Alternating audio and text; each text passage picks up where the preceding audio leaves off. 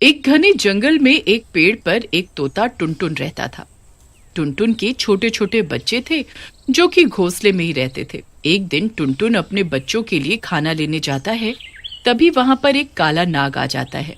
काल नाग का शरीर तो शैतान का और पूंछ सांप की होती है।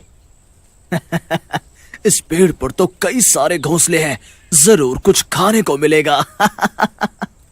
ऐसा कहकर काल नाग उस पेड़ पर चढ़ जाता है और टुनटुन के घोंसले के पास जाकर बोलता है, इतने प्यारे तोते के बच्चे, मजा आ जाएगा इन्हें खाकर, इनका नरम नरम मांस। आज तो पार्टी है मेरी। तभी एक बच्चा कालनाग को देखकर बोलता है, ए नाग, यहाँ से भाग जाओ, नहीं तो मेरे पापा टुनटुन आकर तुम्हें मारेंगे। तेरा बाप मारेगा मुझे। वो तोता है तोता, इस जंगल में मेरा राज है। ऐसा कहकर काल नाग टुनटुन के सारे बच्चों को मारकर खा जाता है और वहां से चला जाता है। रात में टुनटुन तोता बच्चों के लिए खाना लेकर आता है, लेकिन अपने बच्चों को न पाकर दुखी हो जाता है और रोने लगता है। मेरे बच्चे कहाँ गए? कोई तो बताओ, अभी तो वो उड़ भी नहीं सकते थे। तभी वहां एक कौवा आता है और टुनटुन तोते को बोलता है, रो मत टुनटुन, भगवान तेरे बच्चों की आत्मा को शांति दे। हमारे जंगल में एक काल नाग आ गया है, उसी ने तेरे बच्चों को मारा है। तो तुमने कुछ किया क्यों नहीं? सब मिलकर उस काल नाग को मार डालते। हम क्या कर सकते हैं टुनटुन, हम तो बहुत कमजोर हैं। उस काल नाग के सामने वो बहुत ताकतवर है। ठीक है, कोई कुछ नहीं कर सकता तो मैं अकेले ही करूंगा और अपने बच्चों की मौत का बदला लूंगा। ऐसा कहकर टुनटुन वहां से उड़कर चला जाता है। कई दिन बीत जाते हैं, लेकिन टुनटुन को कुछ समझ नहीं आता कि वो अपने बच्चों की मौत का बदला कैसे ले। वो एक पेड़ पर उदास बैठा होता है। तभी वहां एक चुड़ैल आती है। वाह तोता, आज तो मेरी पार्टी हो जाएगी। बहुत दिनों बाद तोते का नरम और स्वादिष्ट मांस खाने को मिलेगा। ऐसा कहकर चुड़ैल टुनटुन की तरफ बढ़ती है, लेकिन टुनटुन वहीं चुपचाप बैठा रहता है। ये देख चुड़ैल टुनटुन से कहती है, क्या हुआ तोते, तू डर नहीं रहा? तुझे मुझसे डर नहीं लगता? मैं तो तुझे मारकर खाना चाहती हूँ।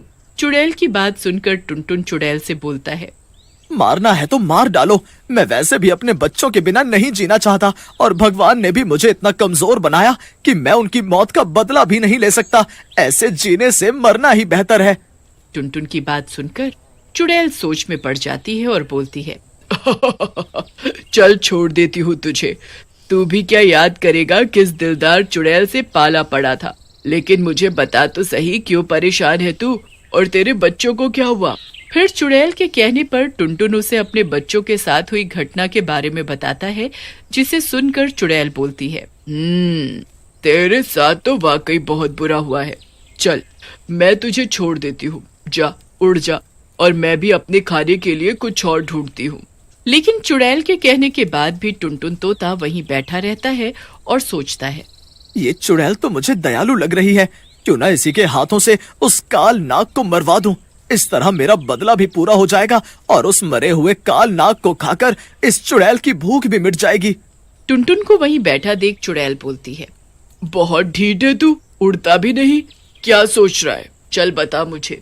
चुड़ैल जी, आप इतनी ताकतवर हो, आप मेरी मदद करो ना उस काल नाग से बदला लेने में। मुझे कोई मदद वदद नहीं करनी है, चल अब तू फुट यहाँ से।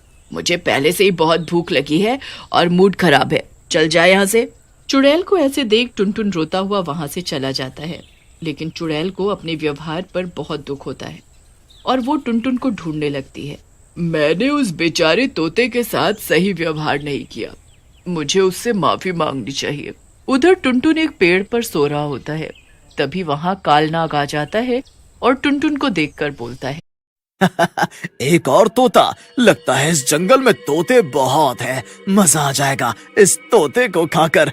कितना मोटा ताजा है ये। कालनाग सोते हुए टुनटुन के पास पहुंच जाता है और जोर से फुफकारता है। कालनाग की फुफकार सुनकर टुनटुन उठ जाता है। उठ गया तोते तू। आज मैं खाऊंगा तुझे, तेरा नरम नरम मांस। ऐसा कहकर कालनाग अपने विशाल मुंह को टुनटुन की तरफ बढ़ाता है, लेकिन तभी वहां चुड़ैल आ जाती है और उसका मुंह पकड़ लेती है। दुष्ट कालनाग, मेरे होते हुए तू टुनटुन को कुछ नहीं कर सकता। चुड़ैल कालनाग को उठाकर पेड़ से नीचे फेंक देती है। चुड़ैल जी, आपका शुक्रिया, आपने मेरी जान बचा ली, नहीं तो यह काल नाग मेरी जान ले लेता। तुम भागो यहाँ से, ये कोई आम सांप नहीं है, ये कालनाग है, शैतानी सांप, इससे तो मैं भी नहीं लड़ सकती। तुम भागो यहाँ से। टुनटुन वहाँ से उड़ जाता है। उधर कालनाग गुस्से में उठता है और वो गुस्से से आग उगलने लगता है। चुड़ैल, तूने इस तोते को बचाकर मुझसे दुश्मनी मोल ले ली है। अब मैं पहले तुझे मारूंगा, फिर इस छोटे से तोते को। कालनाग अपने मुंह से आग की लपटें निकालता है और चुड़ैल की ओर फेंकता है। चुड़ैल बुरी तरह झुलस जाती है। आह, ये तो आग निकाल रहा है मुंह से, मैं इसका मुकाबला नहीं कर पाऊंगी, मुझे अभी यहाँ से निकलना चाहिए। ऐसा कहकर चुड़ैल भी वहाँ से भाग जाती है। ये देख कालनाग जोर जोर से हंसने लगता है। क्या हुआ चुड़ैल, कहाँ भाग रही है? बहुत बहादुर बन रही थी तू। कालनाग के एक ही प्रहार ने तेरी सारी हेकड़ी निकाल दी, लेकिन मैं तुझे छोड़ूंगा नहीं। चुड़ैल वहाँ से भागकर टुनटुन तोते के पास पहुँचती है। टुनटुन तोता उसकी हालत देखकर बोलता है, अरे बाप रे, ये दुष्ट कालनाग तो सच में बहुत ही ज्यादा ताकतवर है। मुझे माफ कर दो चुड़ैल जी, मुझे बचाने के चक्कर में आपकी ऐसी हालत हुई। कोई बात नहीं टुनटुन, कई दिनों बाद मेरे हाथों कोई अच्छा काम हुआ है, लेकिन हमें उस कालनाग से जल्दी ही छुटकारा पाना होगा, नहीं तो वो इस जंगल के सभी जानवरों को एक एक करके खा जाएगा। लेकिन चुड़ैल जी, जब आप उससे लड़ नहीं पाई तो कौन उस शैतान से लड़ पाएगा? लगता है इस जंगल में कोई जिंदा नहीं बचेगा। तभी चुड़ैल और टुनटुन को दूर जंगल में एक आग जलती हुई दिखाई देती है। ये देख चुड़ैल टुनटुन से बोलती है, अरे टुनटुन, इस जंगल में ये आग की रोशनी कैसी? हमें वहाँ चलकर देखना चाहिए। फिर टुनटुन और चुड़ैल उस आग वाली जगह पर पहुँच जाते हैं। वहाँ एक साधु बाबा हवन कर रहे होते हैं।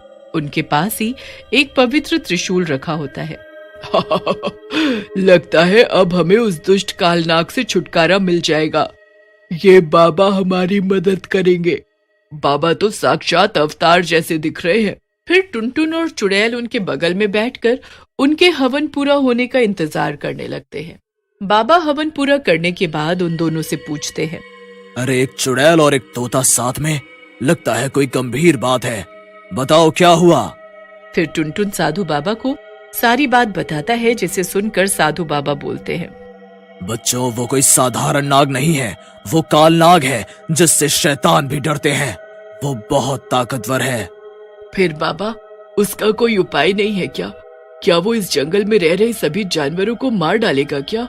क्या हम उससे कभी नहीं जीत पाएंगे? मैंने ऐसा कब कहा कि हम उससे कभी नहीं जीत सकते? उससे जीतना कठिन है, असंभव नहीं। उधर जंगल में जलती हुई आग को देखकर कालनाग भी वहां आ जाता है और चुड़ैल और टुनटुन को साधु के साथ देखकर बोलता है, तुम दोनों, लगता है अपने साथ तुम इस बुढ़े को भी मरवाओगे। चलो कोई बात नहीं, मैं भी कई दिनों बाद इंसानी मांस खाऊंगा। ऐसा कहकर कालनाग साधु और टुनटुन को पकड़ लेता है। साधु बाबा चुड़ैल से बोलते हैं, बेटा, वो हवन कुंड के पास पड़ा हुआ त्रिशूल इसके माथे पर मार दो, ये मर जाएगा। साधु की बात सुनते ही चुड़ैल त्रिशूल उठाकर कालनाग के माथे पर मार देती है। कालनाग त्रिशूल के लगते ही जलने लगता है और कुछ ही देर में जलकर भस्म हो जाता है। फिर चुड़ैल और टुनटुन वहां से चले जाते हैं।